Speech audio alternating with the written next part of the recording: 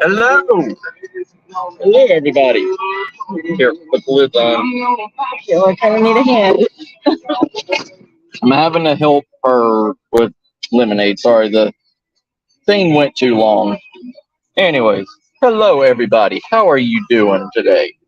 So it's like, Let's go to this lid. Oh, here, the ice cubes ain't in it. oh, oh, it's the next people can get it and light it up. Well, I didn't want them dumping it out because they just shoved it into the ice thing. See? It only activates with cold. Open up yours. They need to hear you talk and tell them what we're doing. Anyways, we are here in Fredericksburg, old ass Germantown. Y'all see what I'm seeing? There's a lot of haunted stuff going on around here. We are.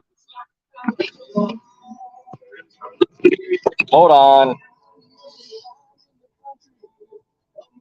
She's got light up stuff and everything that she's trying to.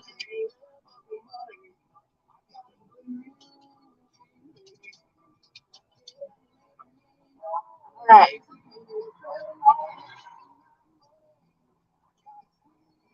No, it turns there we go. There you go. There you go. That's all we're doing. Anyways, what's up, family? How you doing, Sarah? How you doing, Cassie sis? How you doing, Patty sis? I don't know why my little thing is just saying an S on it when I type, but did you turn it off and get my key? Yes, yes. All right. Anyways, oh, y'all got a little midriff there. Oh, whoa, whoa, y'all got a midriff. Sexy. But yeah, we're on a haunted ghost tour of this place because the place that we were trying to get a haunted adventure going, the owner of that place is going through some problems right now, so they turned us down on doing a haunted investigation at it. The hospital that has a restaurant in the morgue. Yeah, they yeah, we had dinner there. It was great. They had some bomb ass catfish. It is called what was it called? I have no idea. It's called like Freckle Shelter or something like that. It's all we do. Yeah, see? OH Rocky 1931. We are going to the we are meeting at the Nimitz. Yeah, the Nimitz, Admiral Nimitz. Pacific War. Yeah, the National Museum of the Pacific War. So this is our meeting area. This is like Yeah, outside the Admiral. yeah, Mr. Admiral Oh, Nimitz. like I think he's a little bit bigger. Yeah, But yeah, he's a giant. If you don't know, he's actually a giant. I'm gonna finish my cigarette before we we start this tour. Yeah. Anyways, what's up, Tyler, brother? How you doing? What's up, Marianne? How you doing?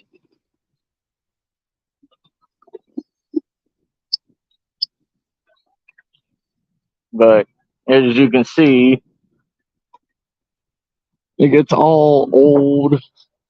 This used to be the base during the Pacific War or whatever for Texas. This used to be Nimitz's house. Yeah, the Nimitz Hotel. Says this property was purchased by Charles Henry Nimitz Sr. in 1855. How you doing, brother?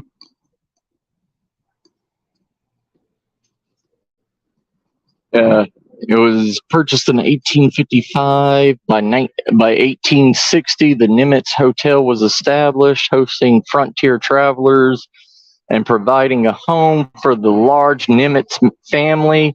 Expanded in the 1870s to feature a steamboat-shaped facade, a face of a steamboat.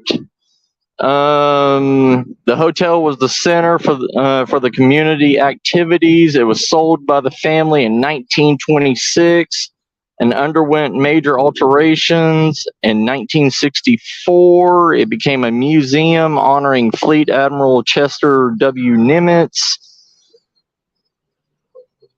and those who served with him in World War II. The steamboat facade was later rebuilt and remains a local landmark, established in 1989. So, what's up, Bucketses? So, this thing's going to be starting here in like less than 15 minutes because it starts at 8:30. So, hey, John, brother, how you doing? Who else have I missed? Did I miss anybody else? I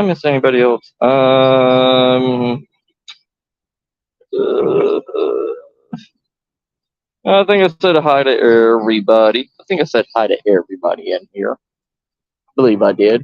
But if you can see, like that Texas venues right over there, that used to be I believe that used to be the jail. You're probably not going to be able to hear me because this is the main downtown of Fredericksburg, Texas. So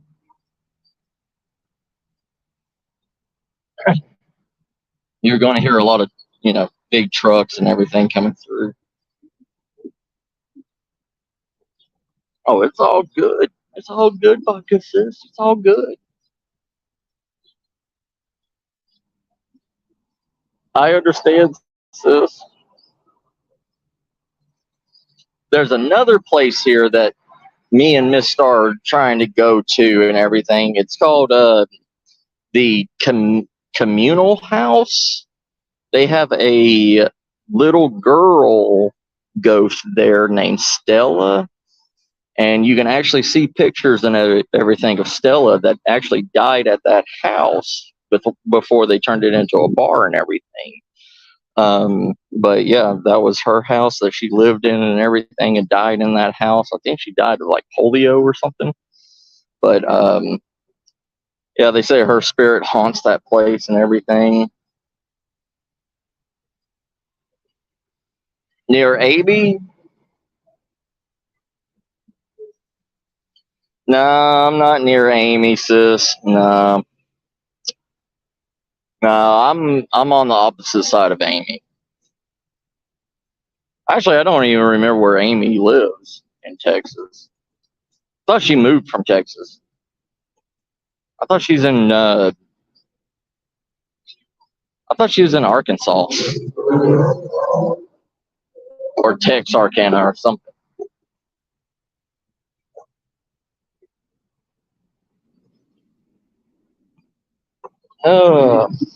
But with my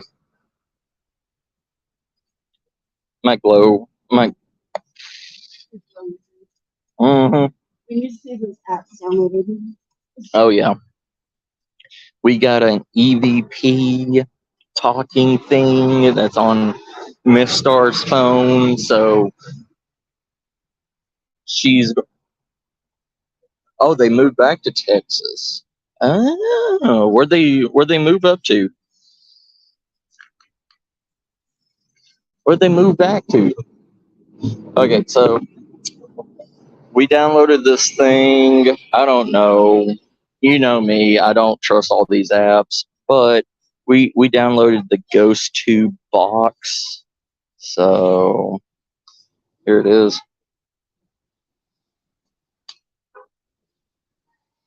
Welcome to GhostTube Box. Use GhostTube Box to record evidence during your paranormal investigations.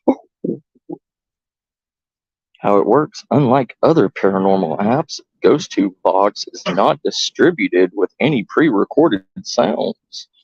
Instead, GhostTube Box continuously generates and sources new sounds online, giving assurance that sounds generated but are not pre-programmed. The sounds are selected from a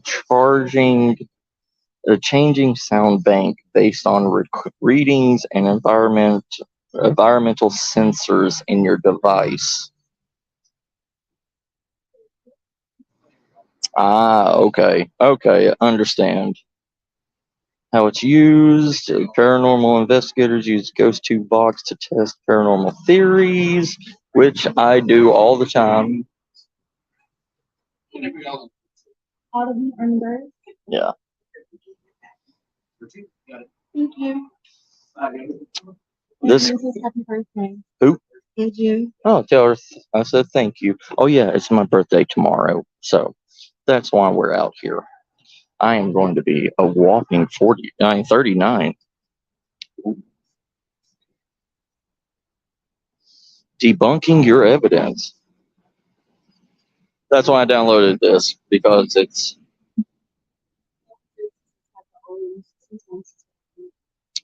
okay to allow GhostTube Box to take pictures and record video while using the app. Yeah. Allow. You're ready. So you often stay seated if you want. This is not on the first check-in. This is our first stop. Like we tell about 10 minutes, 15 minutes to here. So. Are you okay with filming? Are you okay with filming while you're doing the tour?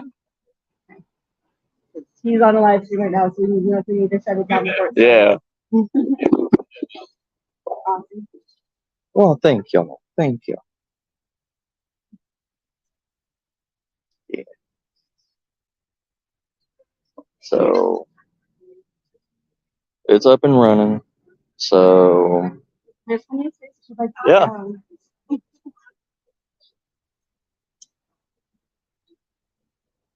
So it's up and running. Maybe we'll catch something. Maybe we won't. Who knows? Oh, I got hot sauce on me. My catfish flinged hot sauce on my side. Sorry. Oh, it's on my hand too. Here, give me a sec. Oh my god, it's all over me. I have to do sanitizer in the car. It's okay. I got a tongue.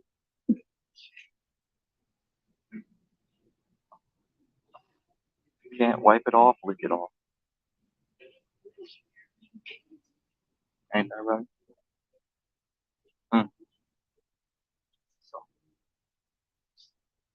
So how does this thing work? Well, it's supposed to like talk and everything. Like it's something. It's wanting to say something else. Like, communicate with it. Record it also. What's up, Nubby? What's up? What's up, John? What's up, Paradox? Okay, so we are using Ghost Tube, the Ghost Box thing on this paranormal investigation, and we can we're going to make a Ghost Tube account. So if you want to see Second Star Survival debunk all the paranormal stuff, like like the big D word, like the big D word.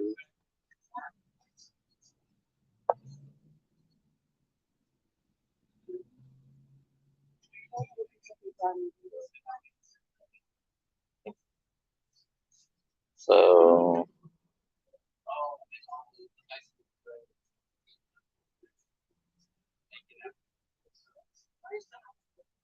So you go down 87 Anyways, yeah, the D word. The d, d, yeah, demon. Demon. Y'all know how that is.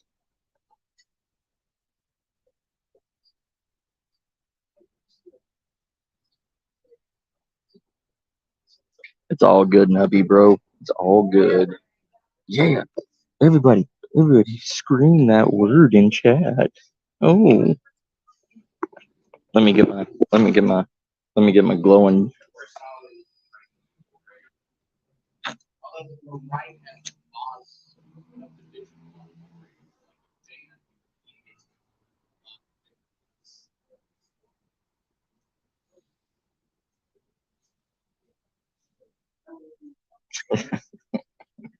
I understand that feeling, Nubs. There you go. Hold this. I need to talk to him. Say hi.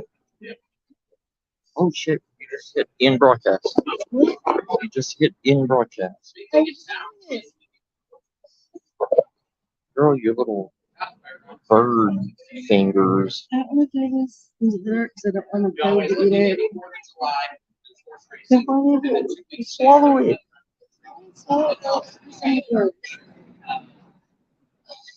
Give it to me. You're like a child.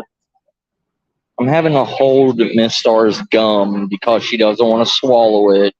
She doesn't want to spit it out because she's afraid of the bird eating it. So now I got gum in my hand.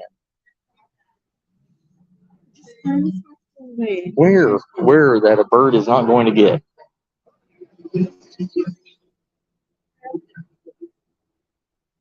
There's a garbage can over here. Anyways. Oh, I got an adult lemonade in that cup there, Paradox. So y'all gonna see Second Star Survival lit on adult drinks. Oh my god. Y'all wanna see a possum? Adorable.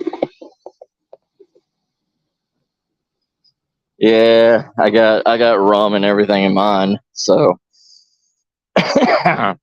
this wants you to have adult drinks. So we are going to be on the Second Star Survival's Magic School Bus of Paranormal.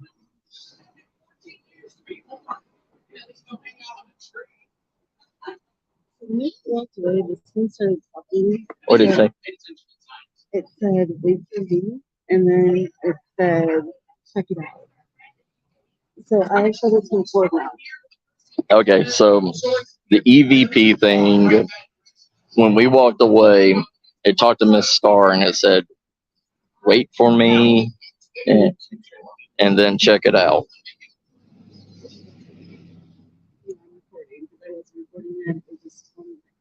Well, it's got a upskirt view of me right now. What's up, country boy? How you doing, bud?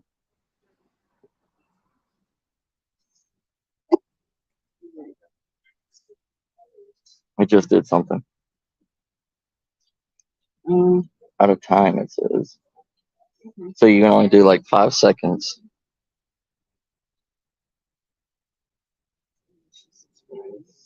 Yeah.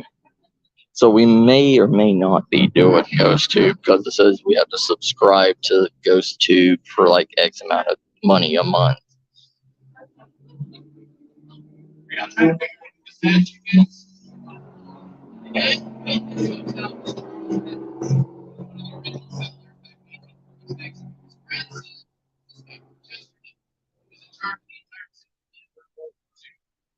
we got the National Museum of Florida. That's why this is the Pearl Harbor.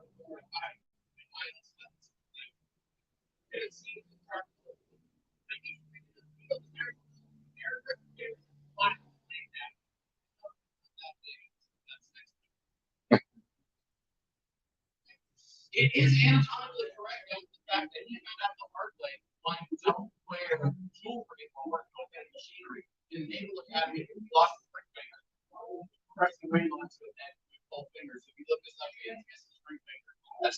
not there. That's what he really looks like. My dad's missing his ring finger too from a sawing accident. And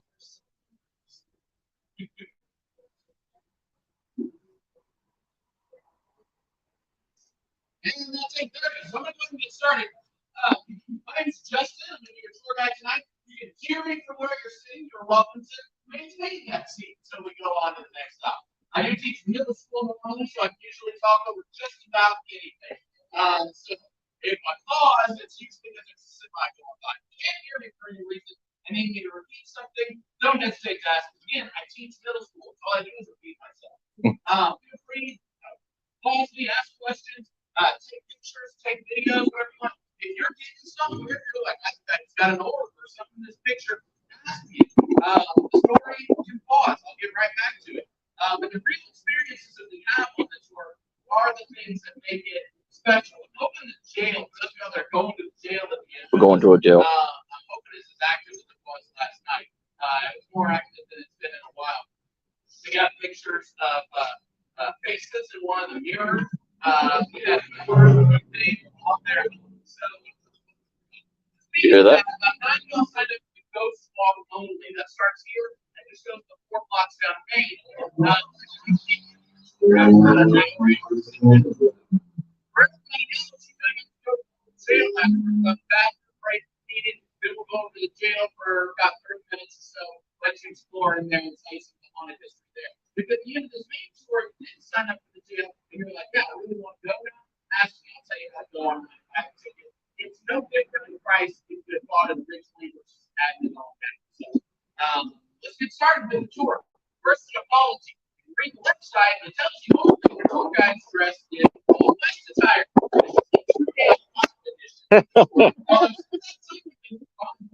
Dropped a little bit. So I'm wearing shorts, so you don't have tour guide. Hold on. We start here at the Nimitz Hotel. The Nimitz long been. I'm gonna flip y'all around. It was one of the first large buildings built in town. The town started on this corner in 1846. The original urban settlement is in Bronco in 1844. 1846. 120 settlers split off from that to form Fredericksburg. They built a little small one right at the corner of what is now Washington and Maine. And town sprung up with small houses, log houses along the way. And within a few years, the Nimitz Hotel. In its heyday, boasted 50 hotel rooms, a casino, restaurant, and 2 saloons. That's not bad from here in El Paso. It's got a lot of people came through. There are 2 that stayed forever.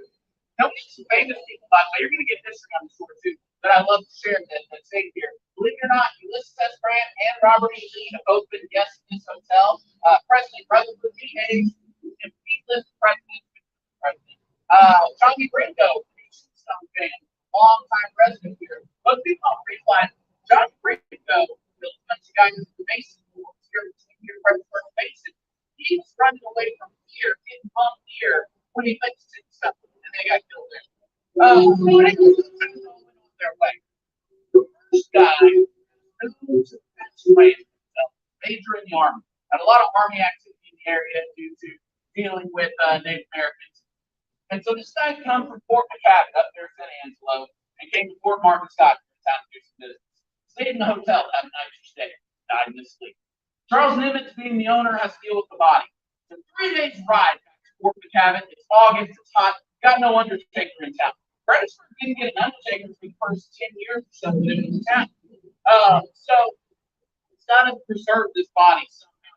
Rotting on the way up there. You know, salt's good preservative, but salt hard to come by, he doesn't have a whole lot of it. So in his wisdom, salt water is a good substitute. Now, if only Rachel Ray had been around, tell them that salt water is not a preservative, it's actually a meat tenderizer. That's why they brine your Chick-fil-A and pickle juice. Side.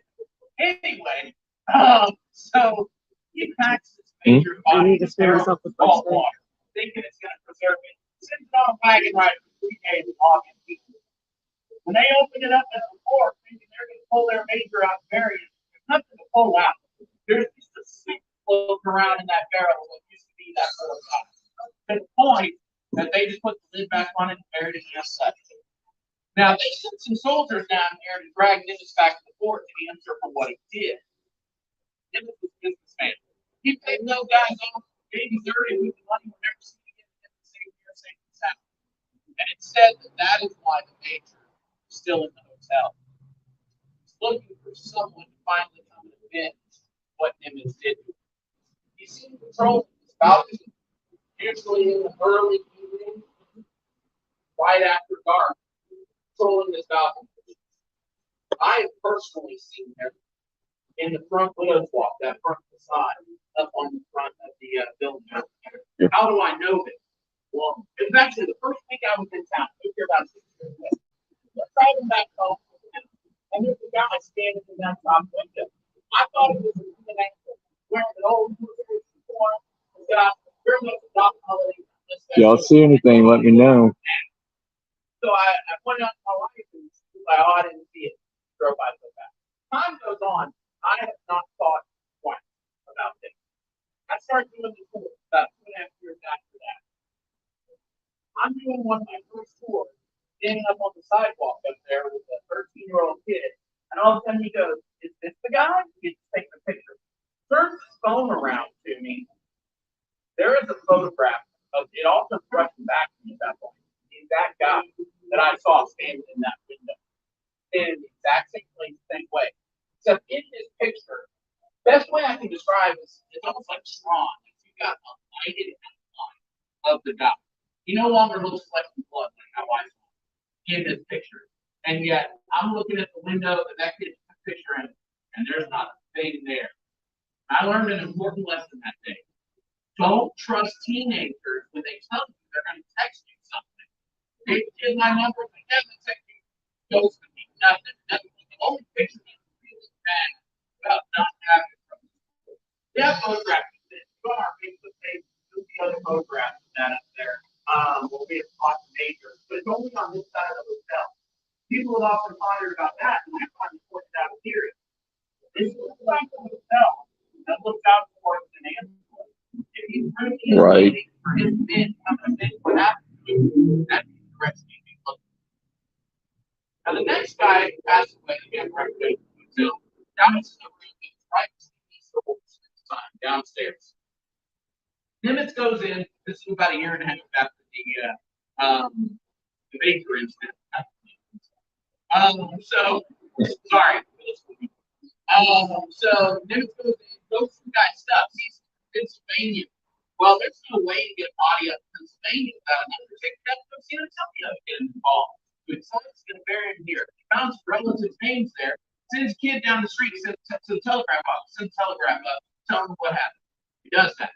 Well, Nimitz gets the body in the cart, gets busy, and it's not till late that afternoon that he's finally going to take the body over to the cemetery about 2 blocks this direction. There's not right off, sorry, the city cemetery. And before he gets the body over there, a kid comes running back down the street with a return telegram. The family is very wealthy, and they actually got the message and responded right away. The message said, don't bury him there. We want him shipped to us. We'll send you the money to cover it and pay you for the trouble. Hey, that was fine. Didn't make some money off it. He was okay with that. I had to hang on to this body until the money showed up. So, goes down the street with the body to his friend, Mr. Hinky. Mr. Hinky ran the meat market. That's the deepest, coldest cellar in town.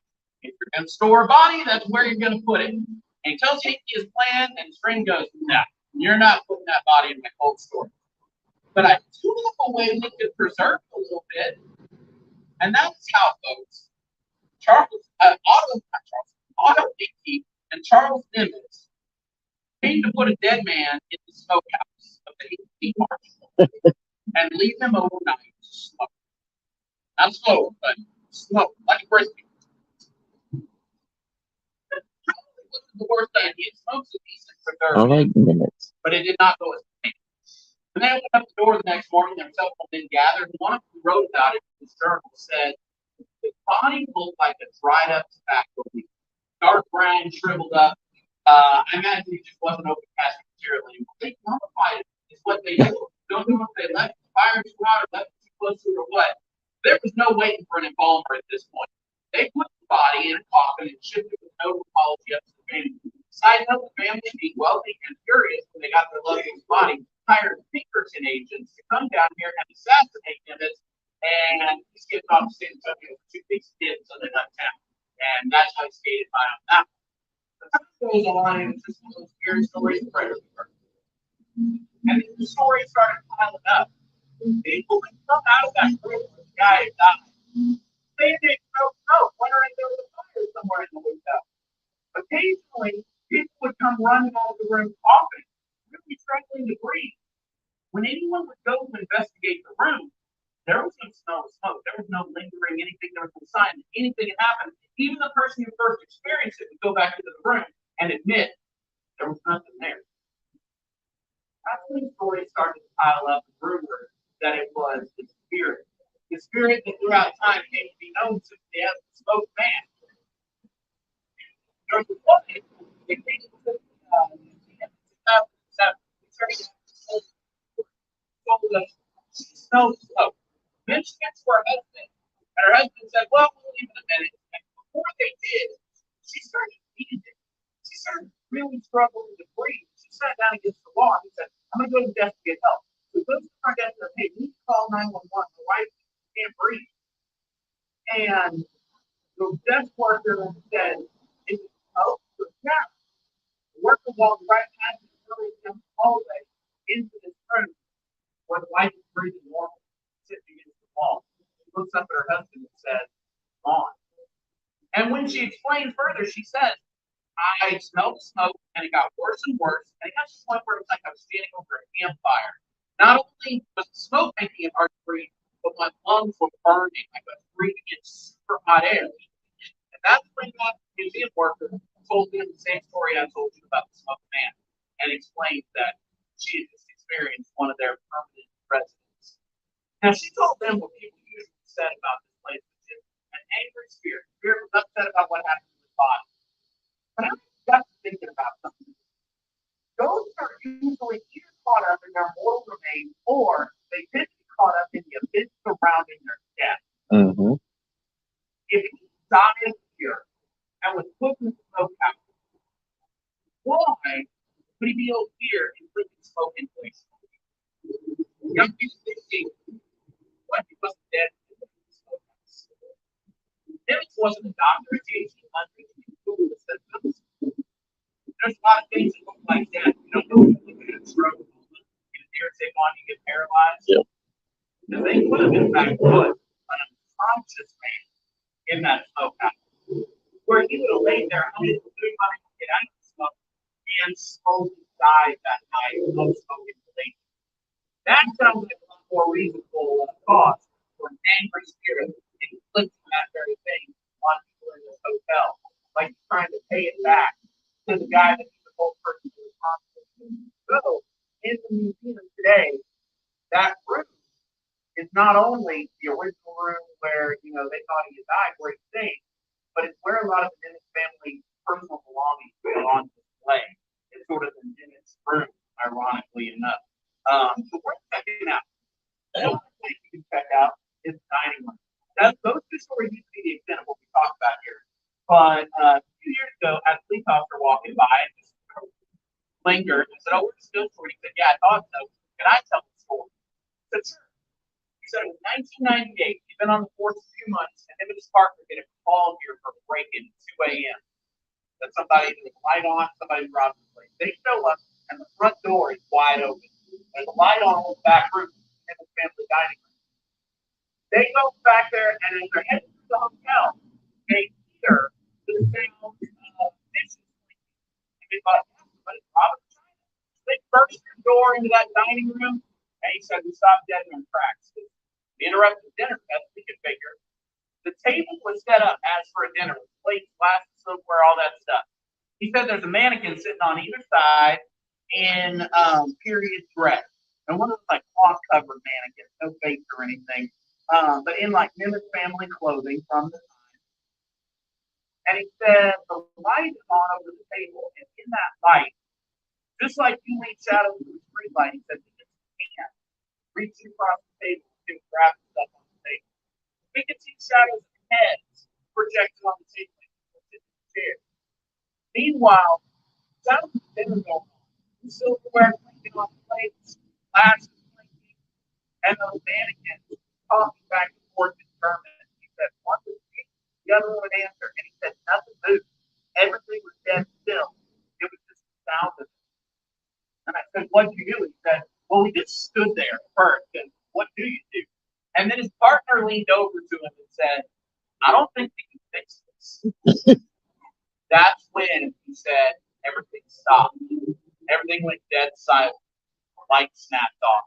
And he said that was enough for him. He started backing out of the room that he was done. And then to top it off, one of those chairs with a mannequin in it started scooting back from the table like he was going to stand up. He said at that point, I was climbing over my partner to be the first out of the building. A race which he was proud to have won. He said, I've been on the force over 20 years. I've been called here many times.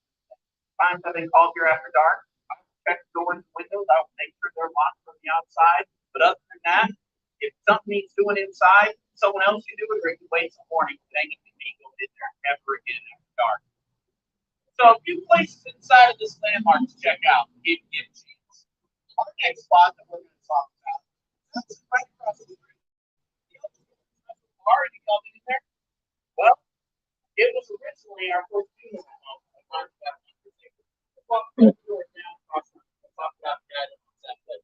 The Elk store. That's what I was telling you about. You get anything going on this? I just have it recording. I wouldn't do the $3 for this one. Oh, you did $3 for this one? Hey Derek, how you doing, brother? Well, we're going to the first morgue that was built here. Can you hold something for me? Please? Aside from your enormous single water and the extra beverages. Hey, you got the turtle shell on.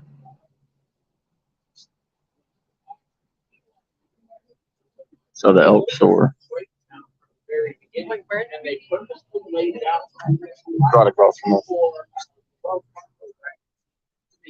Turn without having to back up. So they didn't have to. This is it. And we actually honored that in our parade. We have 4th of July parade, fair parade. Starts at the square, comes down here, makes a turn in front of Nimitz, and then goes back that way. So if you're sitting anywhere on this stretch of street, you actually watch the parade cross itself. So that's why the streets are so wide. Are y'all done here? We're going to talk about stuff here. Oh, we're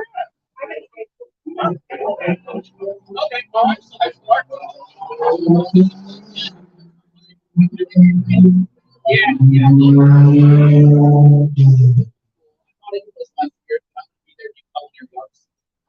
Yeah. I'm gonna send people up to my videos.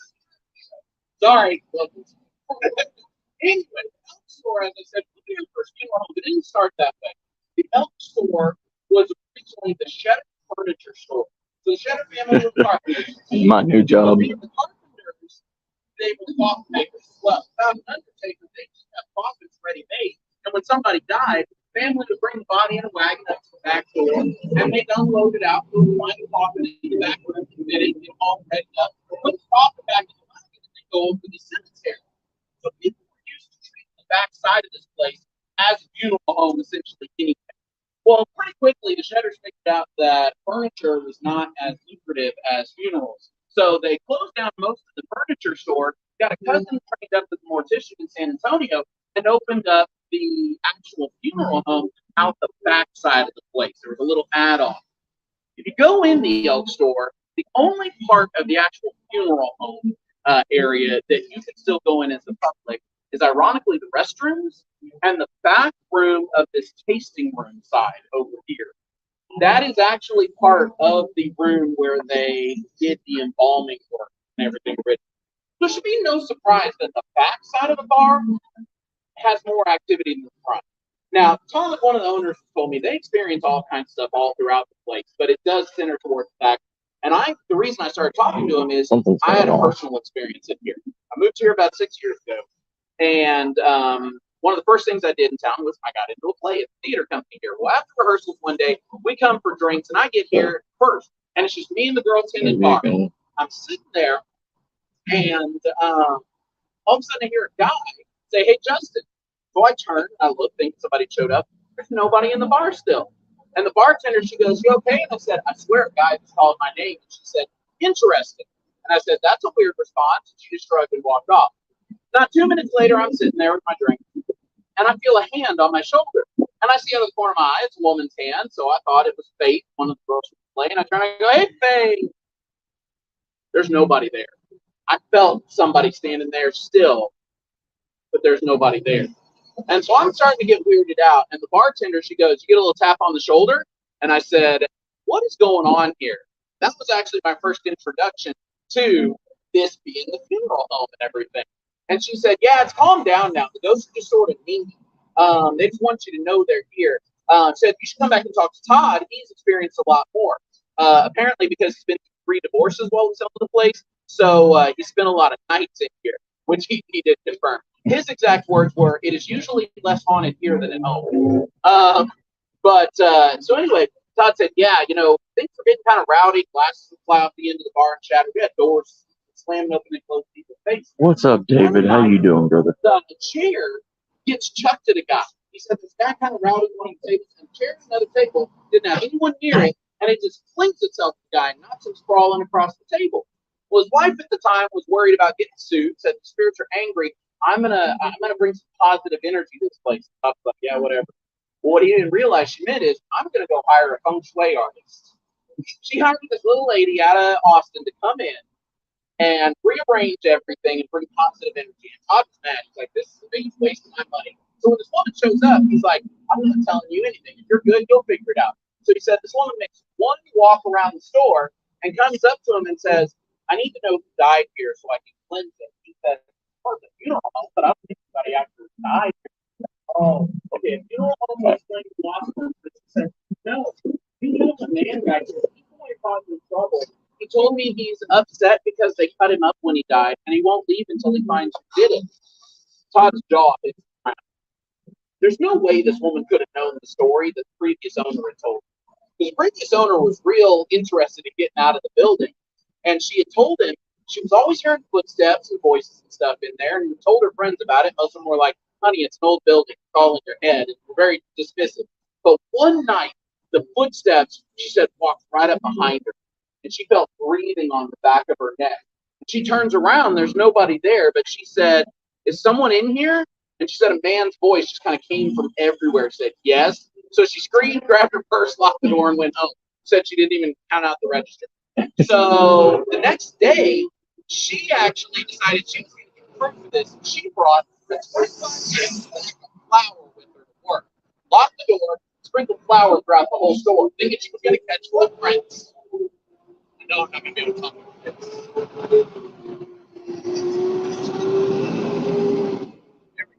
So next morning she comes in, and sure enough, there are tracks all through the flour, but not human footprints. Round dots spaced out, and there's drag marks on either side of it. She cannot figure out. She's like, "Scrunchies, what do you mean marks like this?" So she goes over to the Shadow Funeral Home because they don't do this place. They're still in business over a block away on Lincoln Street, and she's talking Oh to them yeah, there, and they yeah. come out with the older guys. He says, "Well, I do remember a story my old bud told me when I was young. His dad was over here. He said that they had a guy that died that had some kind of sickness, and they had to get him in the ground quick. They didn't have any coffins that fit him. This was almost 7 foot tall.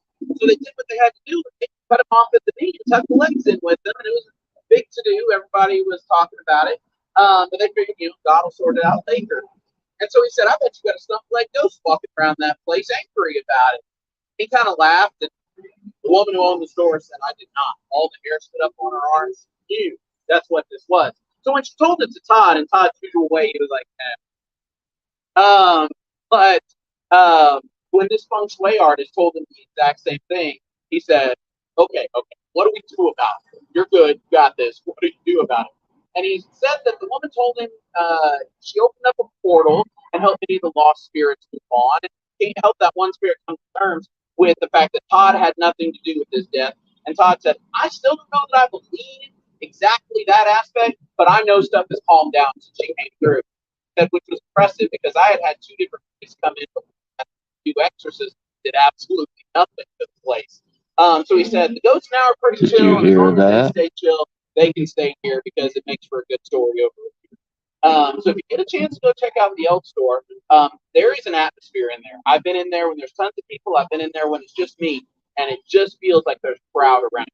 I do warn you, and I've had numerous guests on the tour confirm this as well. If you're gonna go to the bathroom, ladies, take a partner because the spirits like to lock people in the bathroom, especially the women's room back there. And sometimes they let you out pretty quickly, sometimes they don't. It's not a broken door handle. They've changed that thing out any number of times. It's just one of the things that they like to play around at back there. In the room that was, like I said, the original hall. So go check out the Elk Store. We're going to go down the street now and check out the old Title Memorial Hospital, or more importantly, the Rathskeller Restaurant underneath it. That's where we ate the rapscallion. That's where we ate, where we were trying to get a paranormal adventure going there, and they wouldn't let us. But we're going there now, so maybe this is the reason why we couldn't do. Maybe that's the reason why they wouldn't let us do a paranormal investigation there. So we know a few places that we're going to go to tomorrow.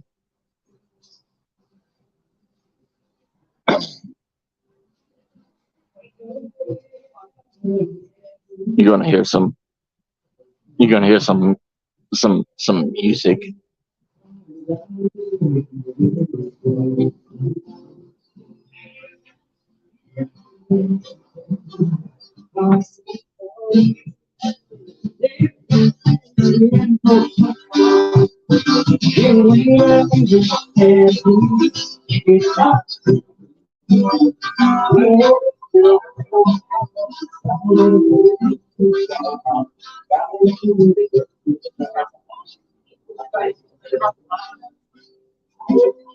So, are y'all having fun so far with all the history and everything? Because here's the thing. Most of y'all paranormal people don't do the history. And there's some stuff that you'll never find out in history books either. Like a lot of that stuff with Nimitz.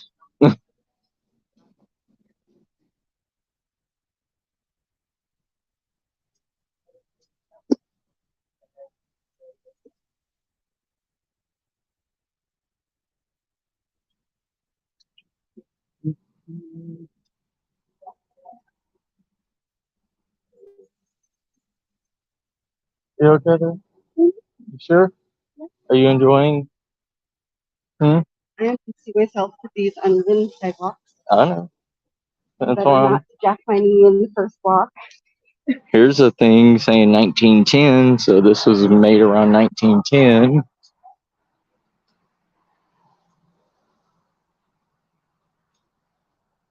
You can see how old these buildings are.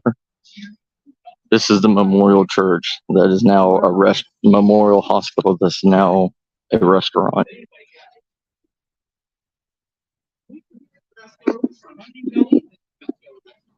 We just did. This isn't the entrance to the Rathskeller Restaurant. It once was when it was the town board.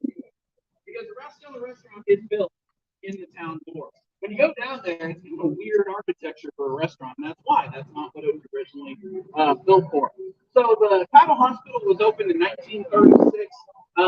This was much older. This is the 1890s. This building, this grain storage building. Victor Patton took it. That building took it to the hospital. When it did, there was not a lot of space to make a good wide stairway to get up and down the levels. So its design included an elevator, big manual rope operated elevator, but big enough to put like a gurney with This thing's going off like crazy. Well, one day, the board workers hear a crash in that elevator shaft. And they rush over thinking the cart had broken loose. And they open the door expecting to see that. And the cart sure enough is shattered. But there's the body of a 9-year-old boy sitting there broken and bleeding, where he had crashed through the top of the cart. And then they hear mom screaming 2 floors above them. early 1940s, she had brought her son up to show him this elevator system that they had. He leaned in to get a better look, fell. She didn't catch it. Bounced his way down to the bottom. He was dead before they could do anything about it. The workers in the kitchen store do still occasionally hear him take that fateful tumble. They told me that they'll hear something start at the top, go bouncing down that elevator shaft, bounce all the way past them, down to the rack. Pretty good. Yeah, 9 out of 10. Usually people go, ooh, lame ghost noises. Sorry, all the clothing stores are closed if you need a change. So anyway, see, that's what we normally So anyway, the crazy thing about hearing that boy go bouncing out is it's not like you can do anything else. Because on the top floor, that elevator shaft is a closet divided up with shelves. Oh, trust me, I got hydration. Divided up by shelves. Now, the elevator car, they did rebuild it, use it. It is on the kitchen store level. There's one woman in particular, to get the right one and ask about it. She's crazy. She'll go stand in the elevator shaft and rock it back and forth and show you how it moves. Because when you open it up, it just kind of looks like a room. But it is the original part. But there's no way for anything to go bounce down it. It's all divided up. Now, down in the rat cellar, about 8-9 months ago now, I was talking to some of the workers, and they told me that they had an incident with the manager at that closet. They use it as storage, and he went to get some supplies, something out of it, and reached in, and all of a sudden he like lurched towards the closet and started struggling and yelling, and they started laughing. They thought he was screwing around, because everybody knows there about what happened. And all of a sudden, he yanks his arm out and stumbles backwards, and the door slams itself shut. And so they all stopped laughing, and they said, "What was that?" And he said, "I don't know, but something grabbed me when I reached in and gulped the stuff out of there." He stormed off. And so, of course, they did what any good crew would do. They made the new hire go and get the stuff out of the car. They wanted to do it either. So this little boy does tend to mostly inhabit the back sections around the building back there by that closet. Very Matter of fact, interesting. someone else that same crew told me, go in there and they've got that section closed off. Oh no. Yeah, they usually tell you they're closed back, but it's not. They said they just get tired of seeing people back there when the boy is particularly active because nobody wants to stay there. As soon as stuff starts flying off the table in front of you, a chair starts sitting over next to you. People always want to move, get freaked out, leave the restaurant when they find out it's haunted. So they just don't bother seating anyone back there at all. We're in haunted People that are Fredericksburg, particularly Texas. sensitive to paranormal activity do often report sort of a vertigo or a little bit of nausea when they're down I'm there. interested as in that well. one So small just window be in aware the of that if you go down there. hospital. It's very good food. It is worth checking out. And I mean, how often do you get to go This home and is say, I the went on a Memorial tour and Hospital ate that before. is now a So restaurant. while you're over here in this area, you can also go right across the street and you can check out. But my phone is about to die. Right across from you is the East Meat Market. It's a looking box store today. It's been many things throughout the year. Yeah, you go into the back room where the bar is, you have stood in the smokehouse. In fact, if you go back in there and you look on the left-hand side, right beside the door, there is a little red firebox right there.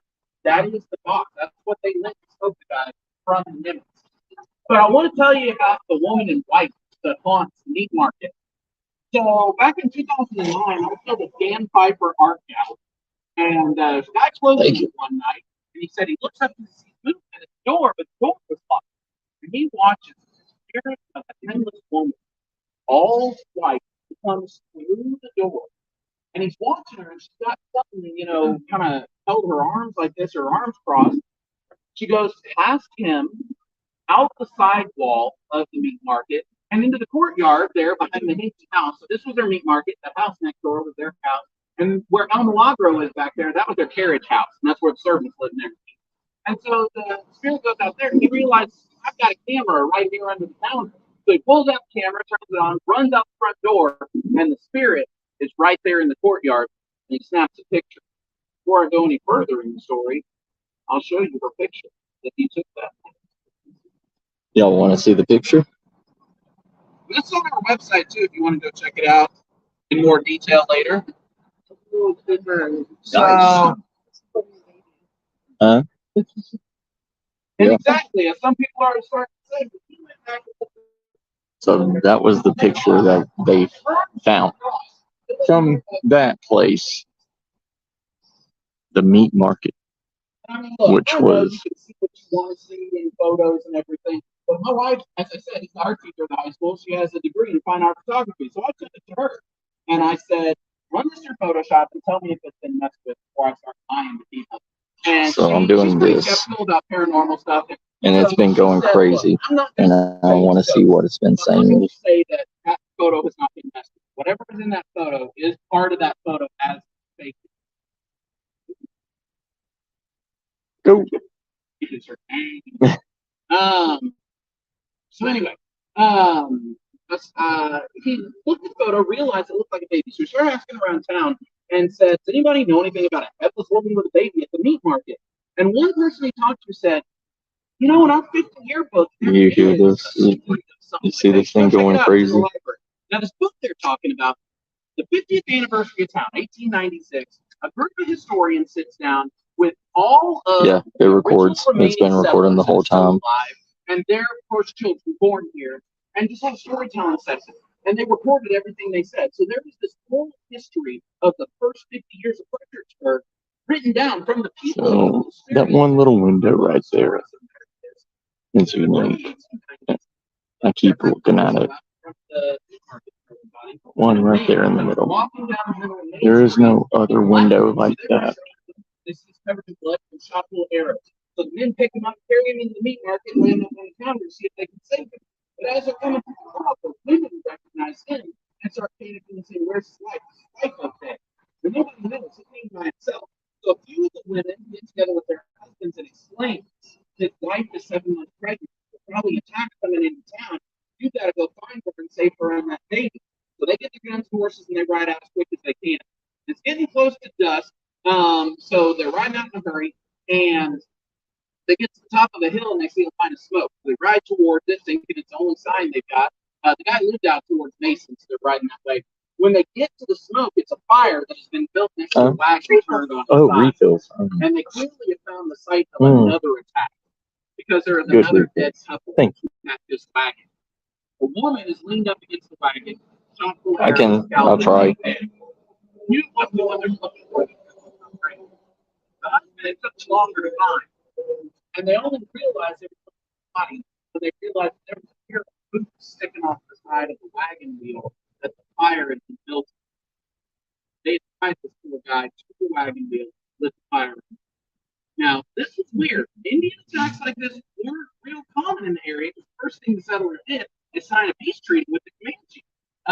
And so they started getting nervous about who might be in the area doing this. So they agreed, we're going to leave these bodies here. We'll come back for them tomorrow with a bigger group and we'll look for the woman then. So they ride back towards town. But on their way back, they noticed something they didn't the first time in their hurry. There's a big group of vultures over under a group of trees. And they ride over just to check, and the vultures fly away. They find the woman they were looking for. It was that pregnant belly that was the giveaway because they couldn't recognize her any other way because her head, her hands, and her feet had been cut off, had been removed and taken, never found. And that belly wasn't pregnant anymore because they cut her baby out to do, taking her baby. This was too much for the guys. They rode like hell back to town, told everyone what happened. And I guess the one quarter they were spared that night was have to tell the husband the state they had found her, his wife in, because he had died on the counter of the meat market not 30 minutes after they rode out looking for her. All 4 of them did get buried over in the city cemetery, and it just stayed gruesome story of, the rough early days, pioneer days. So in 2009, that woman's spirit got up enough energy to come walking into the Hinkley Meat Market with that baby bundled up in her arms, has to be looking for her husband, drawn to the energy of the place where he died. Because look, I'm going to tell you, you can see what you want to see, but if you're telling me that's not a woman in a Victorian dress holding that bundled up baby, we're going to have to free. Now, one other thing, I told my wife photograph and said, yeah, whatever's in there. Miss Star is liquoring me up. He wants me. This is actually the home photo. We really damaged was high that night, but look at the number of awards. in this picture. And that also tracks with what we've experienced over there in that courtyard. We've done private tours when we go over there. Did y'all see that picture? Do some ghost investigations.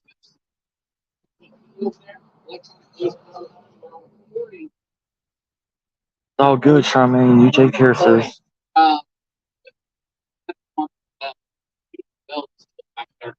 You know, contemplate why voices would be coming up out of the well. But we did actually have one as a tour guide briefly, and I remember asking her. I said, "So do you believe the stories?" She goes, "Oh, man, stories about my family, they'd be capable of anything from what I've heard about back in the day." So I always tell people if you're looking for a place to investigate on your own after the tour, that is definitely a place to start. We've watched chairs get rubbed across the courtyard towards us. One night we were back there and we were standing by the Looping Box store, and the owners of El Milagro came running out and said, "Did y'all just bang on our door?" And I said, "No, dude, all over here." And the guy turns to his wife and goes, "I told you it was just that black figure again." And that's when they explained to us that they do have a shadow figure of a man that likes to run through their downstairs kitchen, knocking stuff around and banging on their door. The crazy thing is, they said it sounded like somebody was pounding the door in from the inside. We were standing right next to that door, just 10 feet away from it. Didn't hear a thing. So definitely a place worth checking out. Our next place we're going to check out is vaudeville. Few doors down here. Talk about some of the rest. All right, so we're gonna keep going. I'm gonna keep going until I can on this phone because my phone is now almost dead, just from the recordings and wherever we're at. The power bank in the car, did you? No.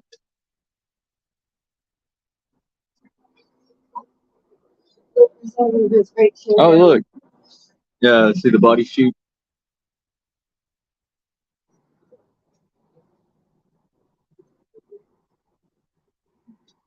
So this was the place that we ate at and everything. This was the Memorial Hospital. I mean the hospital and everything. And now a diner is in the morgue. So there's a shop on the top where the hospital used to be, and the diner is below in the morgue. We just ate there.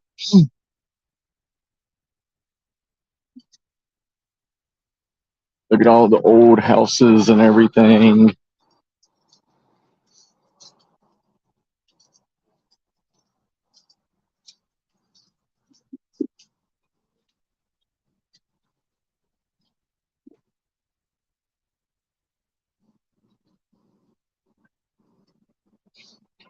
All the old buildings being recommissioned into who knows what.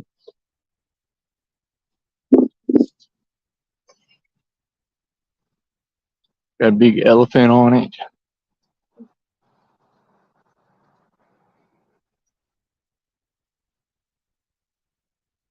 Tearing out gutting it.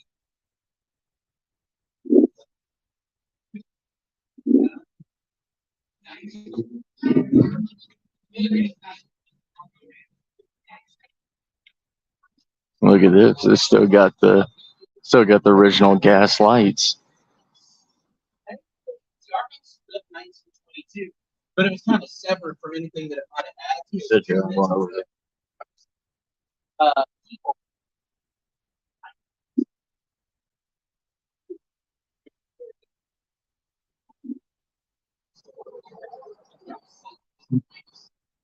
This.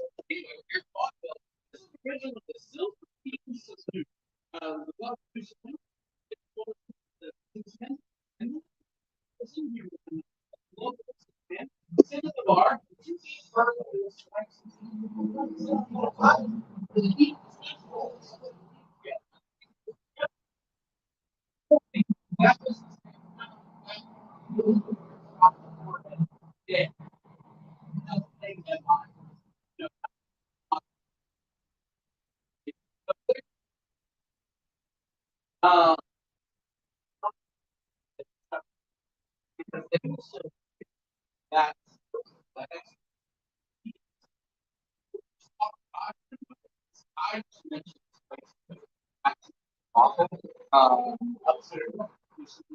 Hey, Fredericksburg brothel. It was just all rich easier than girls upstairs.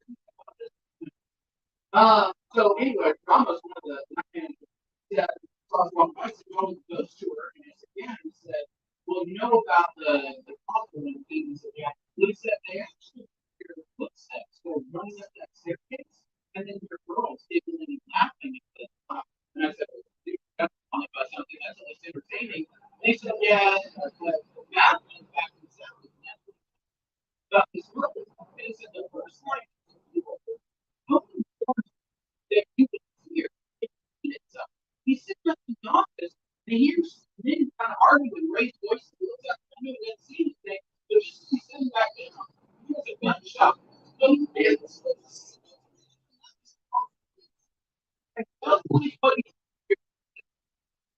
Basically, you're at body. Oh, it's just like ghosts. Real gunshot. And then he said, oh, he's over again. Check it out.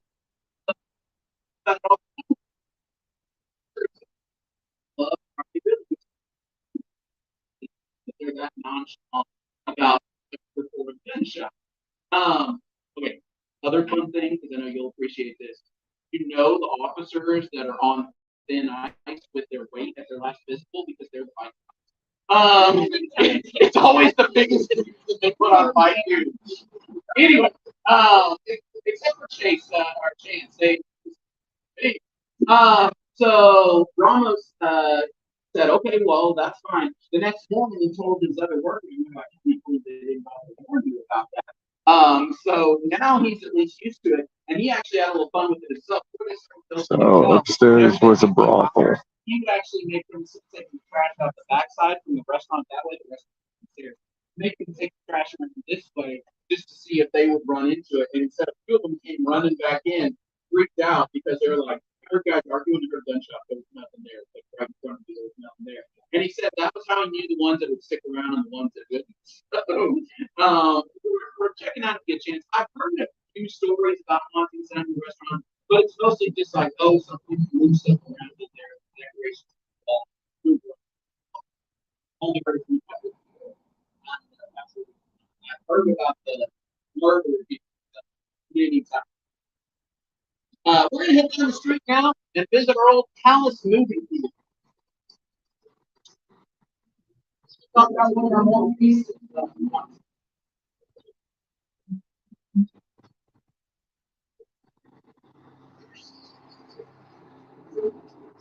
This alley? So this alley is where that shooting happened. I don't know. If y'all see anything, let me know. I'm tall enough to reach over the fence, so.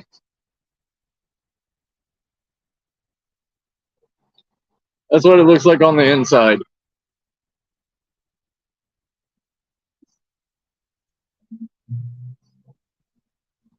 That's the stairway.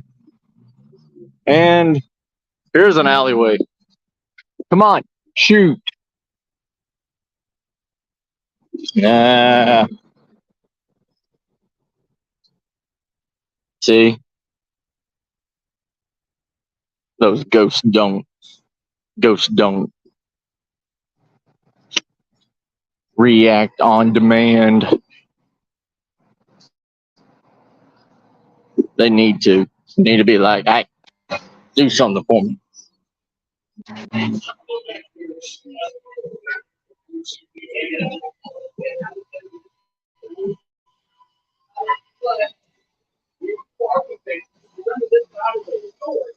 Always super weird. Felt like somebody was staring over your shoulder when you were down there. It's very uncomfortable.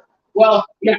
A week before he was leaving town, Phil actually comes on one of the tours, and I said, dude, you're leaving town, so still deep. What's been on down there? Because that room is creepy. He goes, right, it's creepy. I don't know what's going on down there. I don't think I want to. I said, well, since we killed him, he goes, well, everything's freezing up. 26 years. And he did that basement before. All right. I love y'all. I'm going to put this on the charge. And hopefully we can get back to this. Okay? Be back, family. Love y'all. everything is slowing down. I don't know why, but everything's. I know ghosts don't like me. Alright, fam. I love y'all. Hope y'all had fun. Bye, fam. He said, I can't watch Like the whole camera. Mhm. I'll keep it going as long as you can.